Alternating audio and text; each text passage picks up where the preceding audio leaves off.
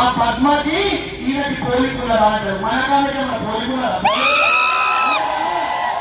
నిజమే చెప్పిండు. వాళ్ళ అబద్ధం ఏమున్నది? ఇంకేమంటాడు? ఈయన దిష్టి బొమ్మ మా పద్మ ముందు తెలుస్తాడా అంటాడు. దిష్టి బొమ్మ దేనికి వాడతాడు? మన ఇల్లులని పంటలని దుష్ట శక్తుల నుంచి కాపాడుకోవడానికి వాడతాడు. మా రామాయంపేట ప్రజల కోసం, మా మెదక్ ప్రజల కోసం ఒక దిష్టి బొమ్మలాగా పనిచేస్తా. పక్కన సిద్దిపేట నుంచి వచ్చే మంత్రి ఒక దుష్ట శక్తి, ఈ మెదక్ మాజీ ఎమ్మెల్యే మళ్ళీ ఎప్పటికీ ఎమ్మెల్యే కాదు, ఆమె ఒక దుష్ట శక్తి. అంటే నీకే మాటలు వస్తాయా? మాకు రావా? నువ్వు ఏబిసిడి చెప్తే బిడ్డ నువ్వు ఎయిత్ సెట్ దాకా చెప్తా.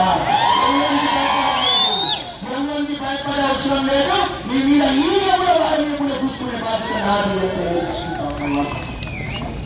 ఇలా ఒకటే అడుగుతుంది, ఒక్కటన్నా ఇచ్చిన మాట నెరవేర్చిందా? అన్ని అబద్ధాలే కదా, అన్ని అబద్ధాలే. ఇవాళ మన తెలంగాణ ఇచ్చిన తల్లి సోనియమ్మ వచ్చింది. సోనియమ్మ వచ్చి 6 గ్యారెంటీలు ప్రకటించిపోయింది. ఆ 6 గ్యారెంటీలు 6 పథకాలు కూడా మన మహిళలకు, వృద్ధులకు, ఇల్లు లేని వాళ్ళకు, పెన్షన్ రాని వాళ్ళకు, రైతులకు, యువకులకు, విద్యార్థులకు అందరికీ కూడా ఉపయోగపడే విధంగా ఉన్నాయి.